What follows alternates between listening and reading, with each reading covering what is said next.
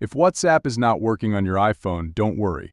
In this video, I'll guide you through some troubleshooting steps to get WhatsApp working again. Let's get started.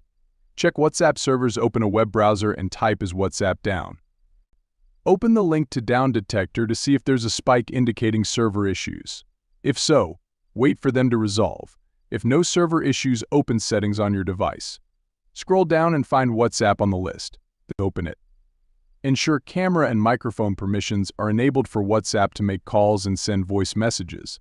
If problems persist, open Settings again and go to General Settings. Click on iPhone Storage. Find WhatsApp and offload the app. After offloading, reinstall WhatsApp. This will give it a fresh install and clear any bugs or data-causing issues. After reinstalling, check if WhatsApp works properly. If this video helped you solve the problem, consider subscribing to our channel for more helpful tutorials. Thank you for watching, and see you in the next video.